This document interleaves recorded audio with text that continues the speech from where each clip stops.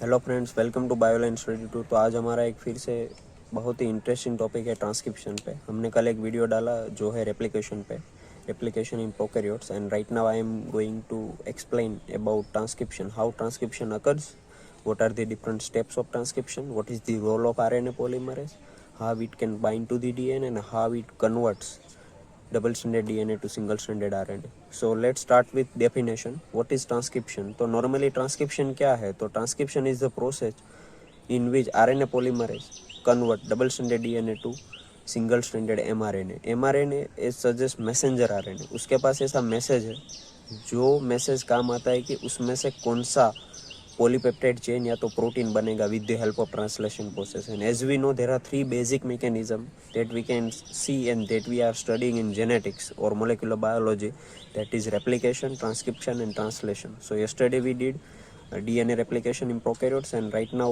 we are starting with transcription.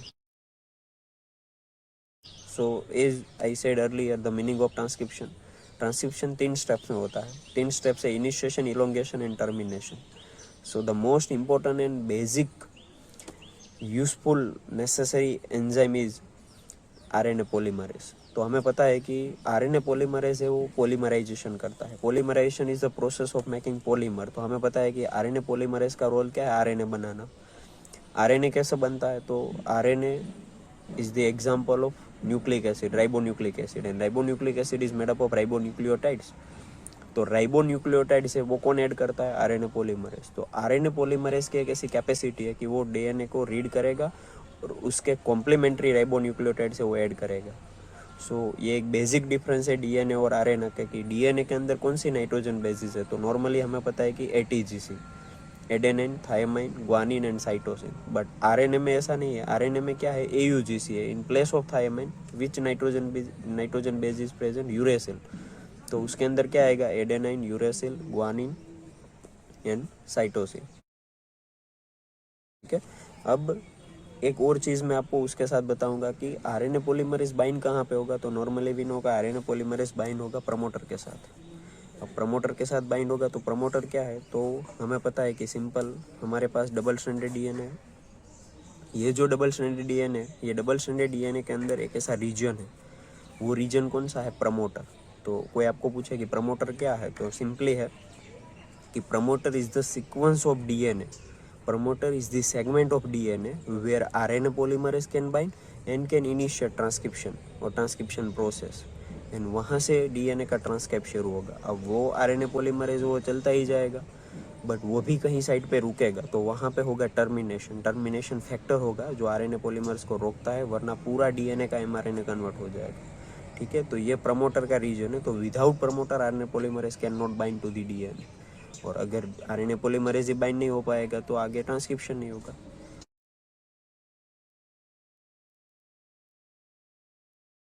अब RNA polymerase की बात करें तो specially in human and some eukaryotes there are 3 different types of RNA polymerase. We can say RNA polymerase 1, RNA polymerase 2 and RNA polymerase 3. But in case of plants we can say 2 more RNA polymerase 4 and RNA polymerase 5.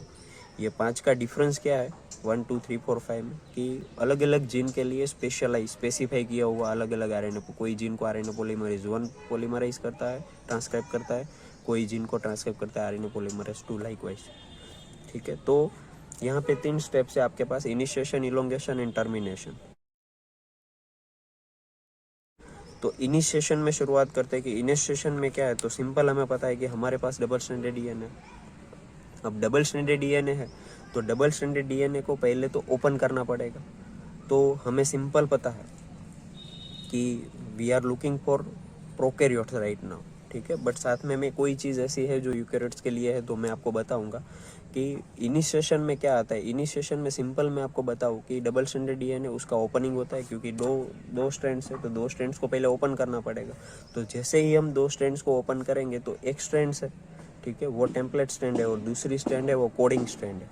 तो हमने जो DNA polymerisation देखा, DNA replication देखा, उसमें आपने देखा कि 2 strand separate होते हैं, दोनों स्ट्रैंड्स पे सिंथेसिस होता है. एक के ऊपर लीडिंग और एक के ऊपर लैगिंग, एक के ऊपर कंटिन्यूस और एक के ऊपर डिसकंटिन्यूस सिंथेसिस. बट यहाँ पे ऐसा नहीं है. हमें डबल स्ट्रैंडेड डीएनए में से सिंगल स्ट्रैंडेड एमआरएनए बनाना है, तो वो एक ही स्ट्रैंड का काम आएगा.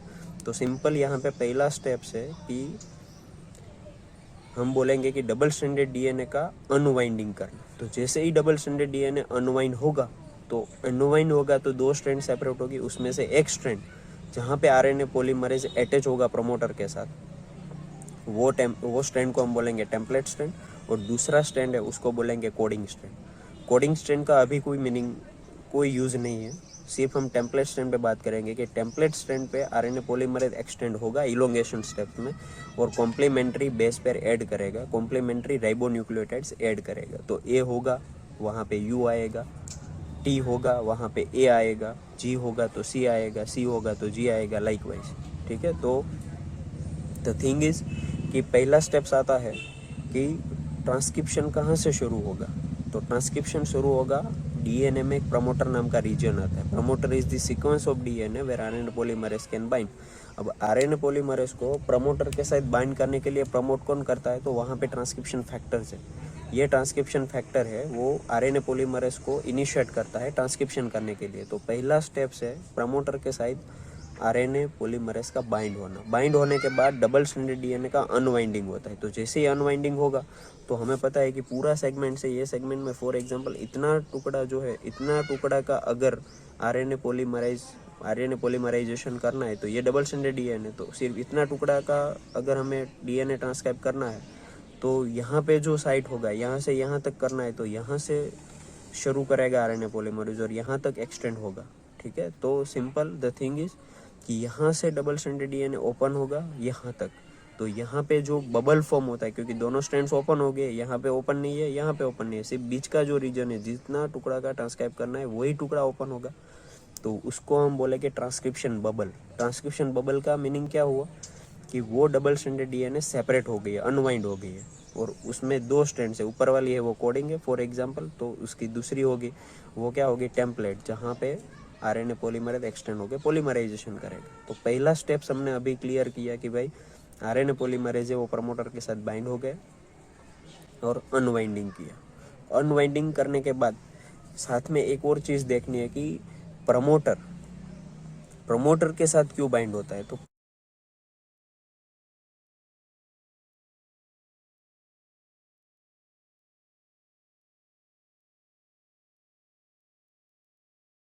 प्रमोटर में 2 रीजन मेनली है, -10 एंड -35। अब आप देखो यहाँ पे कि कोई एक ऐसा स्पेसिफिक पॉइंट है जहाँ से ट्रांसक्रिप्शन शुरू होगा, ट्रांसक्रिप्शन का इनिशिएशन शुरू होगा, तो वो पॉइंट है। उसके बिफोर का जो न्यूक्लियोटाइड्स है उसके लिए हम माइनस साइन यूज़ करेंगे, और वो जो पॉइंट है जहाँ से इनिशिएशन शुरू होगा उसके आफ्टर के जो न्यूक्लियोटाइड्स है उसके लिए हम प्लस साइन यूज़ करेंगे। तो जहाँ से ट्रांसक्रिप्शन का इनिशिएशन शुरू होता है वहाँ से 10 एंड 35 न्यूक्लियोटाइड्स बिफोर, तो हमने बोला कि बिफोर है तो माइनस साइन, तो -10 एंड -35 ये ऐसा रीजन है प्रमोटर का। दैट मीन्स कि जहाँ से इनिशिएशन शुरू हो रहा है वहाँ से 10 nucleotides before and 35 nucleotides before ऐसा रीजन है, वहाँ पे ए और टी ज़्यादा है। तो हमें पता है कि नॉर्मली ए और टी के बीच में क्या है, डबल बॉन्ड है, and it is very easy to break, हम कह सकते हैं, और it is very easy to attach with double hydrogen bond as compare to GC और ट्रिपल बॉन्ड। सो ये -10 और -30 पे यूकेरियोट्स के अंदर बहुत काम आता है, राइट। हम उसको बोलते हैं कि उसके अंदर टटा बॉक्स आता है, that means that region rich with A and Ts, बराबर, adenines and guanines, adenine and thymines. So ये मीनिंग हुआ -10 एंड -35 का। अब आरएनए पॉलीमरेज है, उसके पास मल्टीपल सब यूनिट्स है, so it can easily bind with promoter as -10 and -35 region. तो ये बात हुई इनिशिएशन की। तो सिंपल यहाँ तक आपको चीज़ याद रखनी है कि कौन सी साइट है, प्रमोटर, वहाँ पे कौन बाइंड होगा, आरएनए पॉलीमरेज। आरएनए पॉलीमरेज का रोल क्या है, आरएनए पॉलीमरेज कितने टाइप्स के हैं, प्रमोटर के साथ ही क्यों बाइंड होता है, और प्रमोटर में कौन से रीजन के साथ मेनली वो अटैच होता है, -10 एंड -35। -10 एंड -35 सिंपल क्या है तो वो भी हमें पता है, ठीक है। तो अब यहाँ तक आ गया, दोनों स्ट्रैंड्स ओपन हो गई, एक स्ट्रैंड से वो टेम्पलेट स्ट्रैंड कंसिडर करेंगे, दूसरी को कोडिंग स्ट्रैंड कंसिडर करेंगे। तो टेम्पलेट स्ट्रैंड के ऊपर अब इलोंगेशन होगा, तो इलोंगेशन में क्या होता है वो आप देखिए।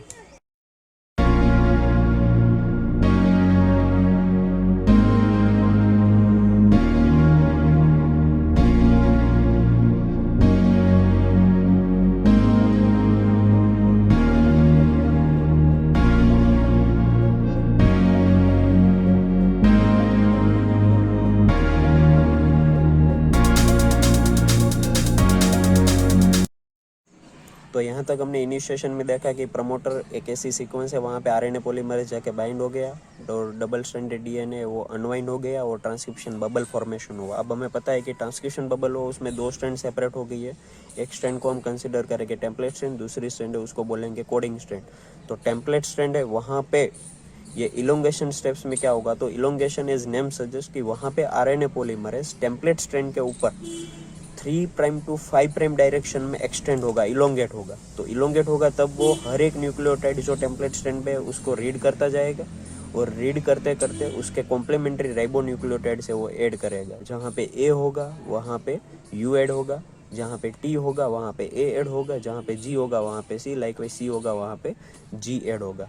And this is how RNA polymerase extend from 3 to 5 direction on template strand। And नया जो आरएनए ट्रांसक्रिप्ट बनेगा, नया जो आरएनए सिंथेसिस होगा वो कौन सी डायरेक्शन में होगा, वो होगा 5 प्राइम टू 3 प्राइम डायरेक्शन में। ये आपको याद रखना है। आपको बोलेगा कि ट्रांसक्रिप्शन होता है आरएनए बनता है नहीं, तो वो कौन सी डायरेक्शन में आरएनए पॉलीमराइजेशन होता है, 5 प्राइम टू 3 प्राइम डायरेक्शन में। अब यहाँ पे क्या हुआ कि नया जो आरएनए ट्रांसक्रिप्ट बना वो आइडेंटिकल है किससे, नॉन टेम्पलेट या तो कोडिंग स्ट्रैंड से। तो आपको ये याद रखना है कि टेम्पलेट स्ट्रैंड के ऊपर आरएनए पॉलीमरेज एक्शन होकर नया आरएनए ट्रांसक्रिप्ट बनेगा। तो आरएनए ट्रांसक्रिप्ट जो नया आरएनए बना है वो और टेम्पलेट स्ट्रैंड ये दोनों कॉम्प्लीमेंट्री है। बट टेम्पलेट स्ट्रैंड सिवाय की जो दूसरी स्ट्रैंड मैंने आपको बोला था कोडिंग स्ट्रैंड, तो कोडिंग नहीं बोलना है तो नॉन टेम्पलेट भी बोल सकते हैं। ये नॉन टेम्पलेट के साथ आइडेंटिकल है। बट डिफरेंस क्या होगा, तो डिफरेंस यही होगा, एक राइबोस का डिफरेंस होगा और थाइमाइन एंड यूरेसिल का डिफरेंस होगा। क्योंकि डीएनए में डीऑक्सीराइबोस शुगर आती है, आरएनए में राइबोस शुगर है। ठीक है, दोनों पेंटोस शुगर तो है ही, और दूसरा है यहाँ पे थाइमाइन है डीएनए में और वहाँ पे क्या होगा, यूरेसिल होगा। सो ये स्टेप्स हुआ इलोंगेशन का। तो आप देखो यहाँ पे कि आरएनए पॉलीमरेज का काम कितना हुआ इलोंगेशन में, कि पूरी स्ट्रैंड्स जहाँ तक एंड पॉइंट है, जहाँ पे टर्मिनेशन पॉइंट, तब तक वहाँ तक उसको एक्सटेंड होना है और एक्सटेंड होने के बाद वहाँ तक उसको उसने राइबोन्यूक्लियोटाइड ऐड किया और राइबोन्यूक्लियोटाइड से वो फॉस्फोडाइस्टर लिंकेज से ज्वाइन किया। ये इतना काम आरएनए पॉलीमरेज ने किया। अब नया आरएनए ट्रांसक्रिप्ट बन गया। अब वो आरएनए ट्रांसक्रिप्ट बनना शुरू ही रहेगा जब तक टर्मिनेशन नहीं होगा। तो टर्मिनेशन पॉइंट है वहाँ पे आरएनए पॉलीमरेज एक्सटेंड होना बंद हो जाएगा, आरएनए पॉलीमरेज रुक जाएगा और नया जो राइबोन्यूक्लियोटाइड्स ऐड हो रहा है वो नहीं होगा। दैट मीन्स कि termination are of 2 types, rho dependent and rho independent termination. तो पहले हम देखते हैं कि रो डिपेंडेंट टर्मिनेशन क्या है एंड बाद में देखते हैं रो इंडिपेंडेंट टर्मिनेशन क्या है।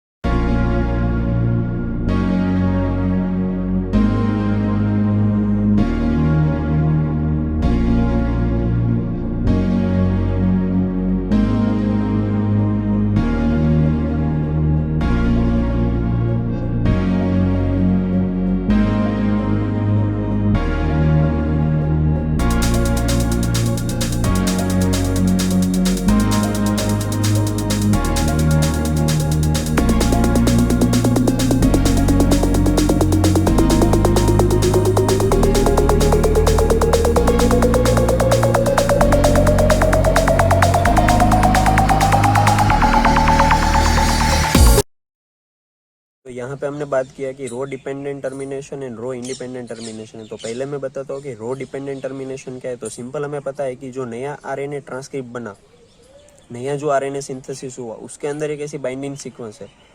तो नया, मैं फिर से रिपीट कर रहा हूँ कि जो नया आरएनए ट्रांसक्रिप्ट बना, जो नया आरएनए सिंथेसिस हुआ उसके अंदर एक ऐसी सीक्वेंस है, वहाँ पे बाइंडिंग सीक्वेंस है, वहाँ पे रो फैक्टर या तो रो प्रोटीन बाइंड होगा। ये रो प्रोटीन का रोल क्या है कि रो प्रोटीन है वो आरएनए ट्रांसक्रिप्ट को क्लाइंबिंग अप करेगा टुवर्ड्स द आरएनए पॉलीमरेज। मैं फिर से बोल रहा हूँ कि नया जो आरएनए का टुकड़ा बना उसके अंदर ऐसे सीक्वेंस है, वहाँ पे ये रो फैक्टर या तो रो प्रोटीन बाइंड होगा और ये रो प्रोटीन क्या करेगा, क्लाइंबिंग अप करेगा।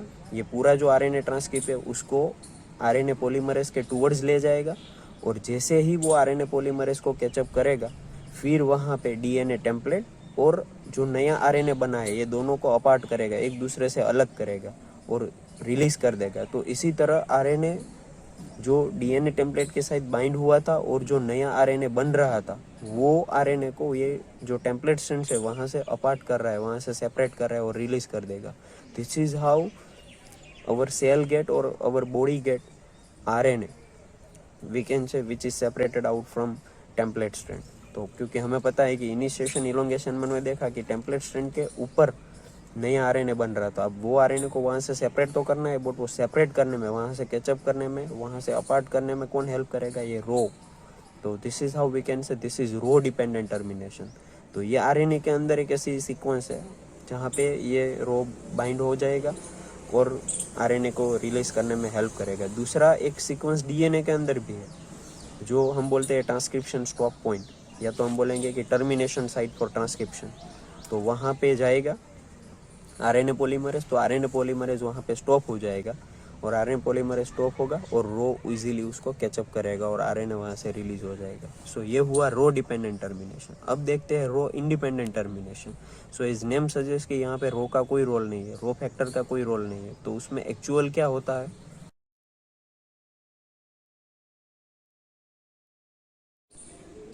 तो रो इंडिपेंडेंट टर्मिनेशन है, उसमें हमें पता चला कि उसमें रो का कोई रोल नहीं है। तो रो का रोल नहीं है तो दैट मीन्स यहाँ पे कैसा होता है कि फॉर एग्जांपल हमने देखा कि इलोंगेशन होते होते आरएनए पॉलीमरेज आगे चल रहा है। अब एक ऐसा रीजन आएगा जहाँ पे जीसी रीजन रिच, जीसी का अमाउंट ज़्यादा है। तो अब यहाँ पे क्या होगा कि ये रीजन है, वहाँ पे आरएनए पॉलीमरेज का क्या होगा कि आरएनए पॉलीमरेज जो नया आरएनए ट्रांसक्रिप्ट बना रहा है वो fold back on it self, fold back हो जाएगा और ये CNG जो कॉम्प्लीमेंट्री बेस पेयर है वो एक दूसरे के साथ बाइंड हो जाएगा और हेयरपिन जैसा स्ट्रक्चर होएगा। आप डायग्राम में देखो कि हेयरपिन जैसा स्ट्रक्चर क्रिएट हो रहा है। अब ये हेयरपिन जैसा स्ट्रक्चर स्टेबल स्ट्रक्चर है, वो फॉर्म हो जाएगा तो आरएनए पॉलीमरेज क्या हो जाएगा? स्टॉल हो जाएगा।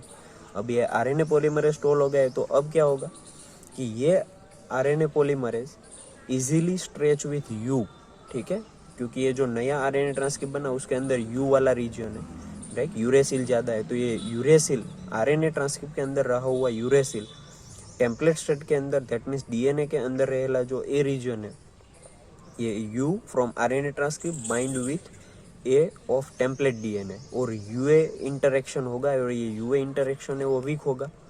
तो ये वीक इंटरेक्शन में पॉलीमरेज इजीली स्टॉल नहीं रह पाएगा और वीक इंटरेक्शन के हिसाब से ये जो स्टेबिलिटी है वो इनस्टेबल हो जाएगी और अनस्टेबल हो जाएगी। तो क्या होगा कि पॉलीमरेज वहाँ से फॉल ऑफ हो जाएगा और नया आरएनए ट्रांसक्रिप्ट है वो रिलीज हो जाएगा। सो आप यहाँ पे डायग्राम में देखो कि डायग्राम में आप देख रहे हो कि पहले हेयरपिन जैसा स्ट्रक्चर क्रिएट होता है। हेयरपिन जैसा स्ट्रक्चर क्यों क्रिएट होता है?